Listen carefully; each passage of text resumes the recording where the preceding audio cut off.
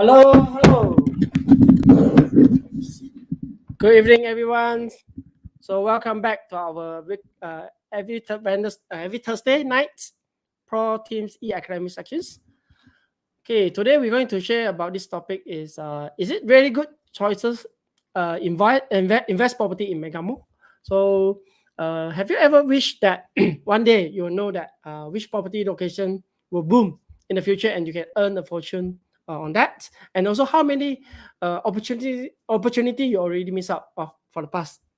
Of course, we can't turn back the times. So how you know what is the next good investment?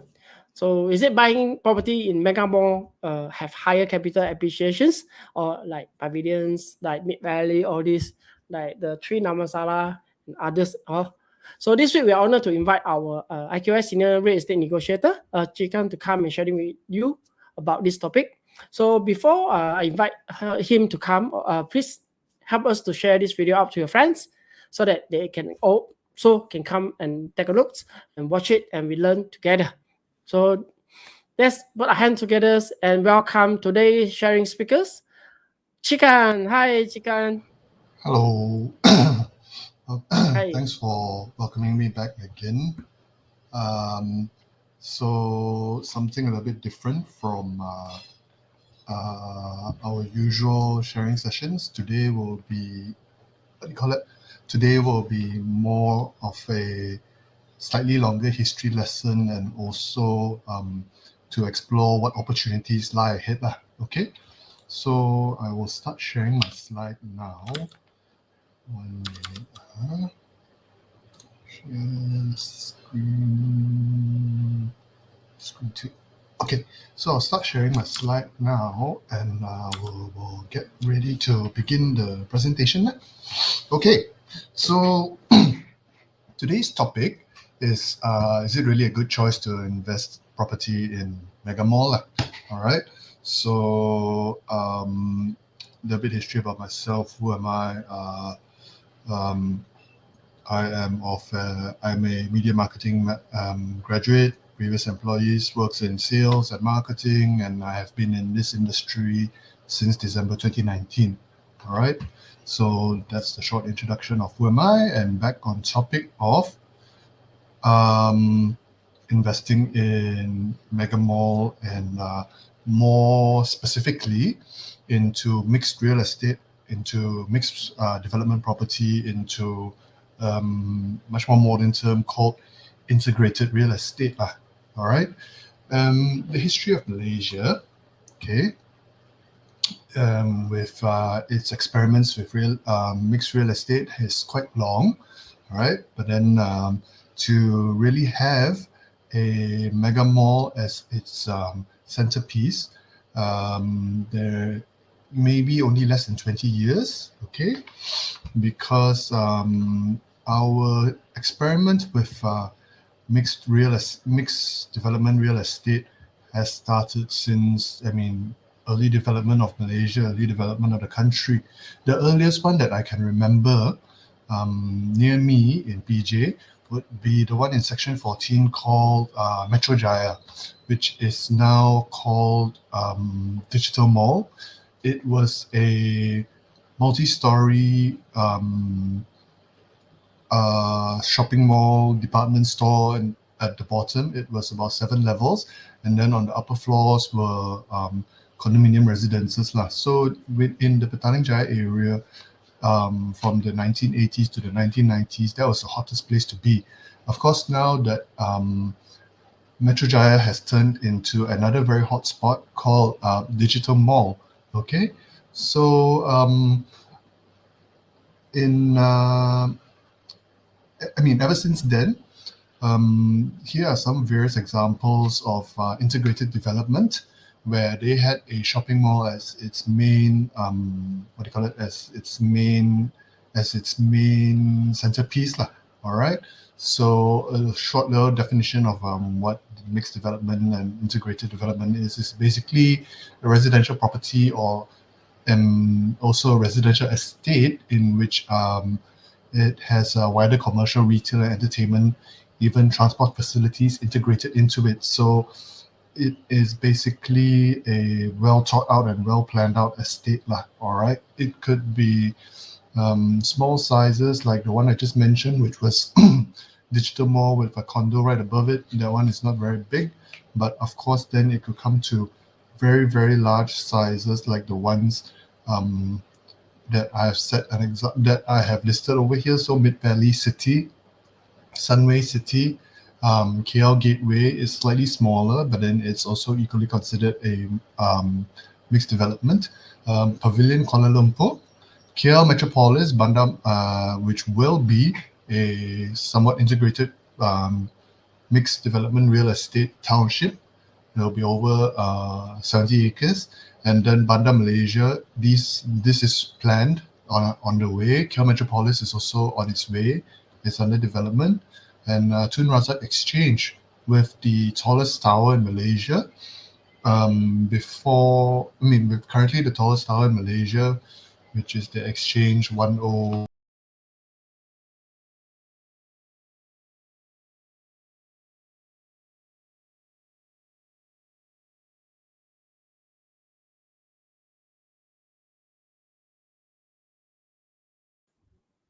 Oops. Sorry about that. I think there's some IT internet issue.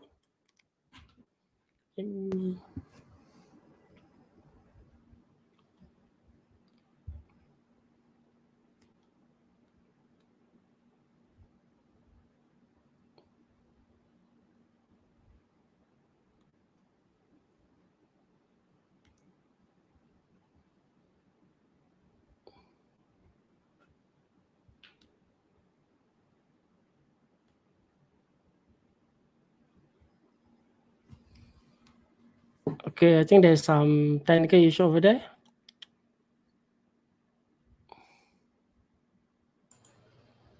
Hi, Sika, are you there? Hi, can you hear me? Testing. Can you hear me? Yeah, I think now back. All right, so my webcam is not working. I will get that sorted a bit later on, but so long as you can hear me and I can continue on with the presentation, I will be using my laptop's webcam for now. So I hope you guys can bear with me. I hope you guys can bear with me and can continue on with the presentation. Okay. So where was I? Yeah. Basically, I was talking about integrated mixed development and real estate. But for tonight's topic, the most important thing is, for tonight's topic, more specifically, we are talking about having a big giant mega mall as the townships and the developments, centerpiece. All right. So it will be three parts. The very first part, we'll be talking about Mid Valley Mega Mall. Now, why Mid Valley Mega Mall? The clue is in the name, Mid Valley. All right. And of course, the second part is it is a mega mall. It used to be the largest mega mall in Southeast Asia and of course Malaysia. It has since been surpassed and will continue to be surpassed over and over. But since its launch, it was the very largest one. All right. So why is it so important? For today's for today's topic, I'm going to start off with an example. That has nothing really much to do with property, but then it has to do with trade routes and it has to do with movement. So, give you an idea, why is Singapore circled over here such a successful country, although it has nothing? Singapore is a country built on trade, right? It is a stopgap point between Asia and between East Asia, Western Asia, further Western Asia, which would be the Middle East, and also the rest of the world, so Europe, and basically all the ships that come through. All the factories that do all the manufacturing in China, in the Chinese region, and in the northern Korean and Japanese regions, they all have to go through Singapore. It all stops here at the end of the day. All right. So that's what makes it so successful. Now, if you look at Mid-Valley Megamall and basically Mid-Valley City, what does it look like? It's basically an island on its own. All right, it is built on its own little island of land that is crisscrossed between multiple important routes around the Klang Valley. Okay, here is a better idea of the routes that go around Mid Valley.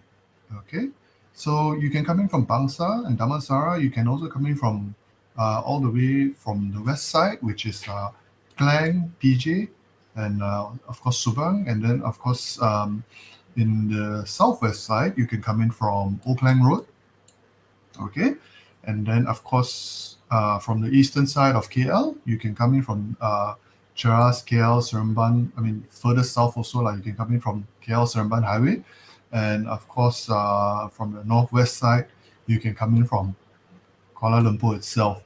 So it is an island, just like Singapore, that is in the middle of multiple moving routes.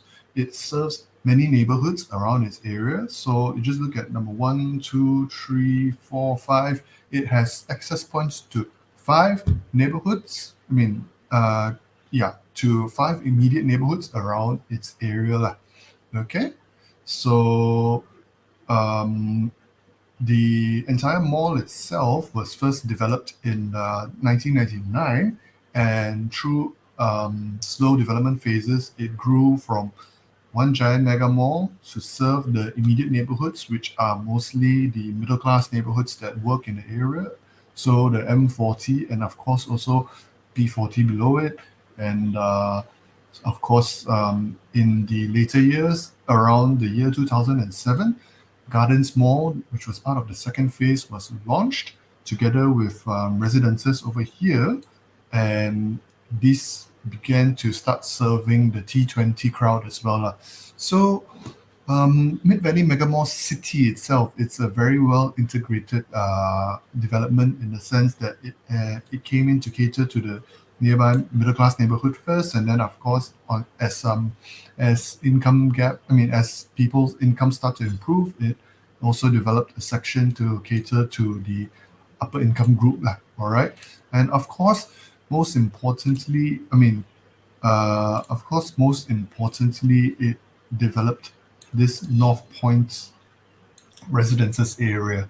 All right, so access alone, okay, what are the other things that makes Mid-Valley Megamall such a successful place? Let's carry on. So mentioned a little bit about it just now. Phase 1 completed 1999, and phase 2 completed later on. So this first phase to serve the first middle income group, and then second phase to serve the upper income group. And it was developed by IBG Group in 1999. So apart from just being anchored by a ton of a very long list, actually there's more than this, but I just stuck with the key few bits, essential bits of commercial industry that is required to service a neighborhood. But then basically Mid-Valley was and is the be-all and end-all stop for many neighborhoods because of its number of anchor tenants available. All right, and then it was also furnished by surrounding offices, 13 towers to be in fact, with over 5,000 lettable square foot of space. And on top of that, it has 2 hotels, one in Gardens and then one called CityTel next to the mall itself. And the mall itself put together has a total lettable space of 1.7 million square foot and a convention center of 48,300 square foot. So what made Mid-Valley such a successful place and such a place worth looking into to invest in was due to its abundance of commercial opportunity. All right. So whenever we travel by that area, or whenever you're going to Mid-Valley, the headache is always that Mid-Valley is always very jammed. There's traffic there, it's always very bad. But in a keen investor's point of view, heavy traffic means, strong population. That means that there is strong commercial viability. That means there will be demand. And with demand comes the most important bit, which is not charging high prices, but which is sustainable income. So it was because of its geographic location and also its good management in acquiring this many tenants, and of course its planning of offices and also residences short-term residence solutions, that it has become such a hot place. That has become such a successful development lah. All right. Of course, the convention center, if you have visited us in any of our property fairs, you would know that before COVID, that was where iProperty, which is a real estate advertising platform, would host some of the biggest property fairs, which I've attended once so far. Yeah, I've personally attended one so far, but it is the place to be when we are holding our property fairs lah. All right. So on top of that, earlier I mentioned just now, North Point Residences is a very nice, exclusive 228 units of high-end residences available there, and most importantly, to further serve the Mid-Valley Megamall city establishment, there are two train stations which are linked to the Megamall itself, all right? Or in this case, 𝙈𝙜𝙤𝙤𝙗, it is by a link bridge. So that's a little bit of why and how it made Mid-Valley so successful. And of course, this success is trying to be replicated elsewhere. In 2019, in Johor Bahru, Mid-Valley, the IBG group has launched the JB version of its Mid-Valley mixed development, which will be called Mid-Valley South Quay in Johor Bahru lah. Okay, so this will cater to our Malaysians in the southern region. Okay, so this sort of development, all right, to cater to the neighborhoods surrounding that area, which is the most immediate neighborhood I can think about would be Old Klang Road neighborhood, the Saputeh, Brickfields, Bangsa. These are all from medium, from low all the way to medium to high neighborhoods. This sort of development to cater to these sort of neighborhoods has been around has been a very good example of successful mixed development. And mixed development, of course, is not just limited to serving the middle income neighborhood. Of course, there are very high-end ones like the Pavilion Kuala Lumpur enclave, we could put it this way. All right.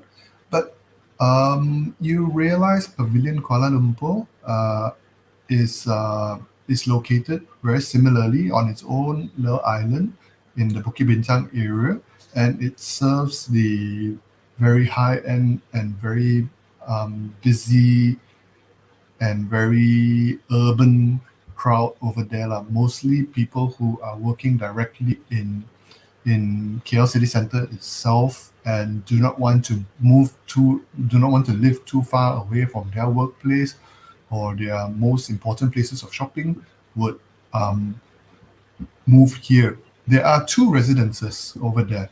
Okay, so there is Pavilion's own high-end suite, and of course Pavilion Residences itself on top of the shopping mall. So very similar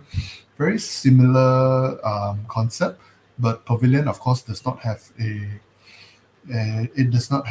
convention center like Mid-Valley, and it does not have as many conveniences, all right? But why I took Mid-Valley as an example for today's topic was because of its accessibility, and also, most importantly, accessibility to your wallet. All right. In terms of barrier to entry, Here's an example, a live example that I took just now from Property Guru. You can go search these people up yourself just to verify. These are two units of rather similar sizes in Mid Valley and of course in KL city center. Now, I'm not going to say which area is much more desirable because a person's desire is what do you call it? A person's desire is based on their own. Based on their own individual interests, lah. But what's most important here is what makes Mid Valley so successful and busy is just have a look at the prices alone. Okay, if I were to invest in property, of course, as a discerning buyer, pricing and value for money is most important to me, lah. Okay, so just have a look here. 1,300 square feet. The price in KL is double of what in the city center is double of what you could get in Mid Valley, and yet Mid Valley is such a hotspot for foot traffic and also for human traffic in general. So, would I consider Pavilion a failure compared to Mid Valley? No. Pavilion has, of course, gone a different route. It does not pay that much attention towards its residences. It's turned itself into a very, because it's in a city center, it's also turned itself into a very touristy, attractive spot. If you go by Pavilion during times before COVID in the afternoon, you see the number of tour buses that stop by there to drop people off just to go shopping and explore our high-end malls. This is what Pavilion is doing with itself. It is very different concept compared to Mid Valley. Okay, but in terms of interest and demand, of course, Mid Valley is still there, controls a rather solid price, but then not as it is much cheaper to enter compared to Pavilion. All right, so that concludes my second part, which is comparisons on on other developments that are similar to Mid Valley. Now comes the third part. What next in future? All right. I'm going to move on to last part of tonight's topic. I'm going to move on to an area called Empire City. Now, think of it as the Mid Valley of Petaling Jaya in future.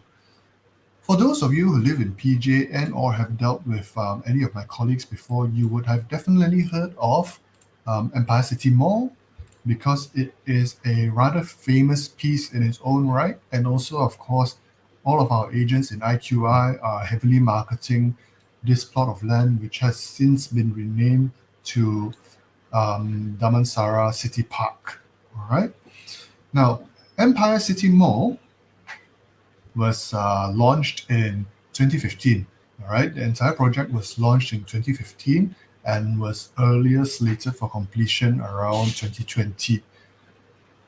And with its launch, there were many plans for residences, which is Colonial Tower, Soho Tower M, and within Marriott Hotel itself, Marriott is still existing there. There was Marriott Residences also, and so Marriott Hotel. There was My Loft and Halo Sunday. All right. So this development was a mixed development that was planned similarly to Mid Valley, whereby the centerpiece would be built on top. The township will be built on top of the centerpiece, which was the large shopping mall, and on top of it there will be corporate towers, residences, hotels, and other high-rise facilities lah. Okay, so when it launched in 2015, it was a grand launch. All right, they launched with a bang. It was called the Party of the Century. All right, and they had many foreign celebrities, including a very famous Paris Hilton, who was one of the main guests of the event. But due to circumstances not of by its own design, Empire City slowly dwindled, and development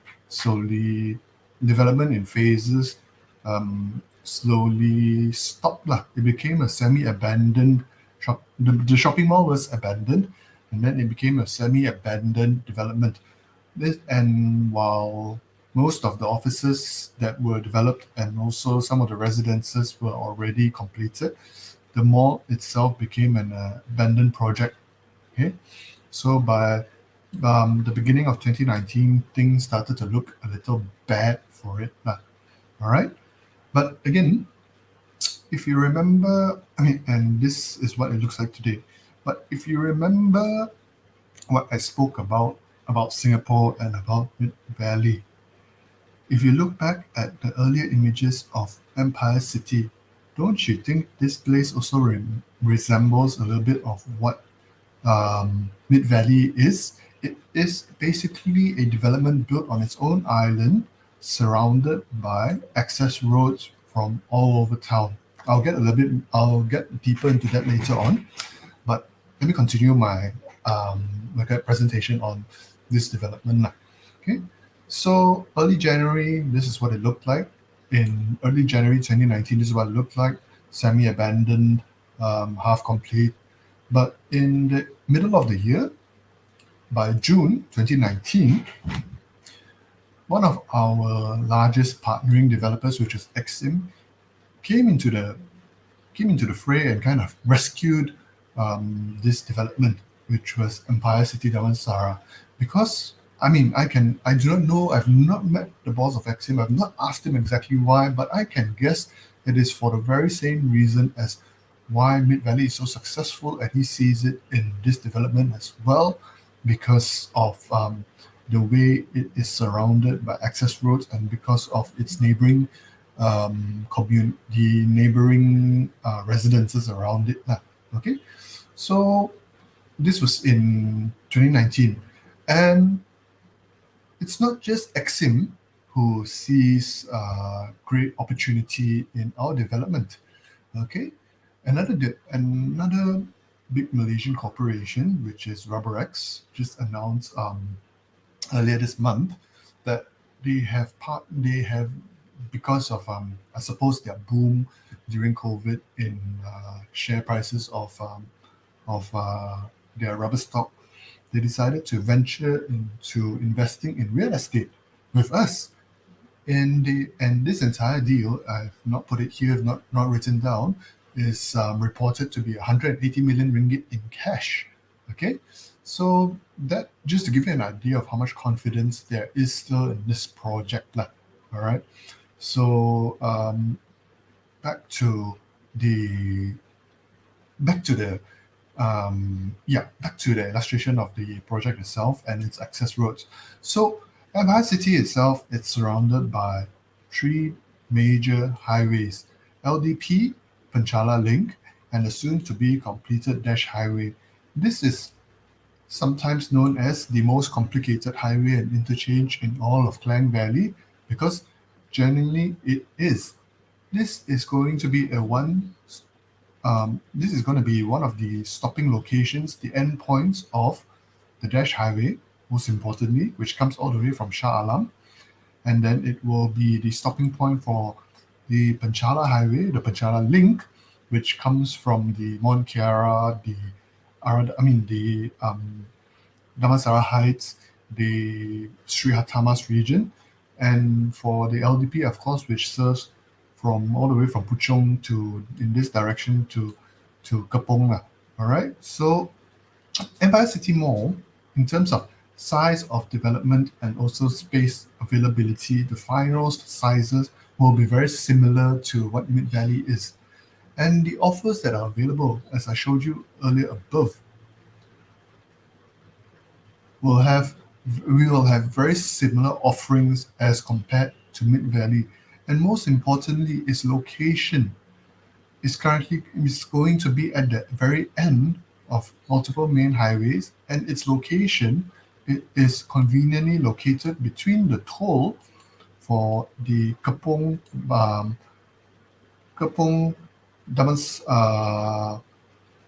the Sri Damansara, and also the Country Heights area.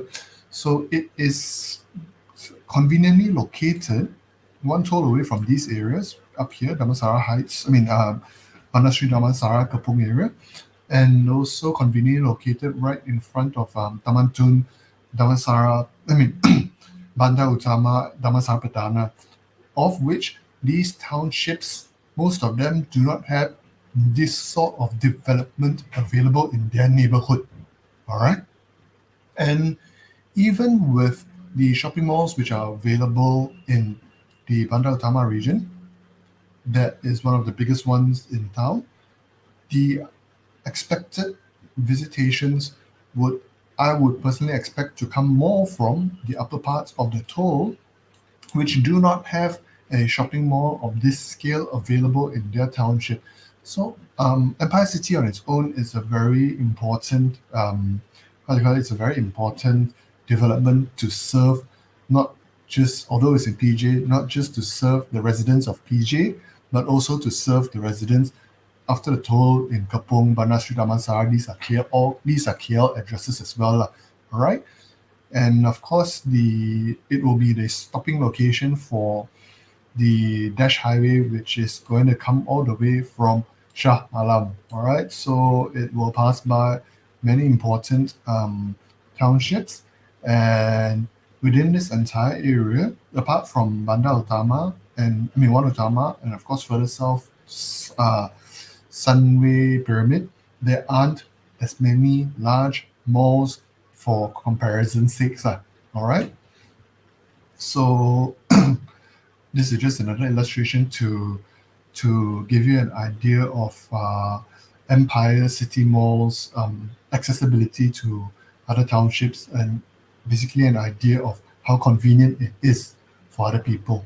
Now, if you have also joined us for any of our talks, of course, Empire City will be no stranger to you, and all of our developments over there, our D-series developments especially, would be quite well known already. Okay, we have been blasting for the past couple of years, and Empire City, which would be expected to be completed in 2022, possibly delayed due to COVID. This was earlier projections in 2019, so possibly delayed slightly due to COVID. So I guess end of 2022 or maybe even 2023 will have even more residents serving the area. All right. So with that being said, with hopefully the familiarity of our projects around there, if you're unfamiliar, of course you can hit us up later on to ask more about it. But with the familiarity of the projects that we have over there, what that we have in Empire City, in Empire City itself, because most of the projects that you would have heard of would be on this side of the development, which is on the other side of the highway, which will be linked by a proposed link bridge, which is currently under construction. Okay, so in Empire City itself, what we don't really talk about is the additional residences that are available that are under construction. Because again, tonight's talk is about investment choices made. So in terms of the opportunity for investing in Mid-Valley, of course, is not to say over, but it's a little bit more expensive now if you want to compare it to the very beginning. But we have that option over here. So in Empire City Mall, of course, there are other residences which are already built. Like, for example, this one is Tower M. This is Halo and Sunday. All right. And Colonial is slightly behind here. All right. So, of course, if you are really keen and in a rush to invest because interest rates are low, you can look into the sub-sale market and explore that. But of course, we always want newer and better. So to finish off today's presentation, the ending part, I'm going to talk a little bit about one of the products which I am marketing personally quite heavily, which is residences, or basically Soho units, which are readily available on the Empire City Island itself. All right. So the product that I'm going to talk about is 𝙂𝙤𝙤𝙖𝙡𝙗. It is a mixed development piece. I will not go too much into detail about it because then that will be a little bit too hard sell already. But then it is a mixed development piece, of course. It is under commercial title, and it is a Soho. These are all Soho units over there. All right. So the idea behind this development and why I think it's so beautiful and why I chose to share this piece instead of all the other D series which you will be familiar with is because of the commercial opportunities which will be available with this particular development. It is a Soho building, so that means it's commercial title, and you can do many things with it apart from, on top of having an office there, you can live there and you can turn it into your own private hotel style Airbnb kind of property. Okay, so of course it'll be located right in front of the shopping mall itself, on the other side of it, facing towards the Penchala Link Highway. So very convenient and easily spotted. And then it will also have, of course, a very nice grand lobby, very easy access, very nice facilities like the infinity pool available there. But most importantly, this particular place with all these nice facilities that you see is commercial title. So if you're looking to invest into property which will give you safer returns, I would say this is one of the examples. We can go, of course, if you want to explore further into this piece, we can go one-to-one. I can show you the full breakdown of the properties, facilities, and also the properties important information. All right, but it is a very complete piece in terms of commercial viability, and most importantly, lastly and most importantly, when it comes to investment and also when it comes to talking about buying something like this, what is the price? The price is as low as only 300,000 ringgit. Now, whether or not Empire City Mall will become a success in future, I genuinely do not know. But of course, looking at all the work that is being done to it, and looking at all the access roads, and looking at all the facilities that's being made available to it, as well as the capital being pumped in by so many development partners, I would think yes. So is this a safe space to explore in PJ? All the more, yes, because is there any competition in the Petaling Jaya area right now? Not much. Okay. In fact, if there is, in terms of comparison for a product that is of similar sizes or of similar scale, there is none. The next best thing would be Mid-Valley Megamall itself, but Mid-Valley is already basically done in terms of development. So all the best deals are gone. If you want to explore at deals for sub-sale, yes, available there. But we are upcoming and we are very low in terms of barrier to entry, and I would urge you to come and explore this location with me in a private one-to-one if you are much more comfortable doing it that way rather than in a group like this on our Facebook's chats area. Okay, so apart from the mosas that I talked about just now, of course, you can see around the D series, the barrier to entry over there is not very high either. So if you're looking not for investment but as a piece for own stay, because these are all very livable spots on the other side of the road, the barrier to entry is not very high either in the D series developments. We still have available units there, and you can also explore that with us lah. Okay, so that concludes my presentation for the night. I would like to apologize for the camera not working. I'll figure it out and try and get that fixed, and I'll pass this back to Jason. Okay, thanks a lot. Okay, thank you very much. I think it's a wonderful sharing by Chikan. I think you have an idea on how potential if you already have a unit property is actually just on top of this mega mall. Okay, few example I think I can share with you all. I think one is the three Sala, whereby they launched in 2006. Okay, the time is only about 300 to 340 per square feet. And the market value in 2007 is already up to 900 to 1,000 per square feet already. So for the past 11 years, it's been grown 233%, which is about 21% each year. Okay. Then another example I want to share with you all, it will be the Empire, Subang, whereby they are launching in 2006 as well. The time is about 258 per square feet, or whereby the market value is already up to 800 or 850 per square feet in 2017. This is also is about 228%. Okay. And one more, I think you're all very familiar with, will be the Paprika. Okay. The time I think they launched in 2005 is about 400 to 500 per square feet the times. And in the 2017 is about 1,000 to 1,001 per square feet. It will be about 175% growth, and also each year is about 14.5% growth. So imagine if you're the first purchaser during that times, and you are not selling off, you're still getting the rental over the side. The ROI, it can be up to 7 to 8%. It's very, very high. So this is always the first advantages when you come in the very, very early stage in this mega mall. Of course, you have to do a research on that. So today is what we're going, like the Chikan is sharing with you all.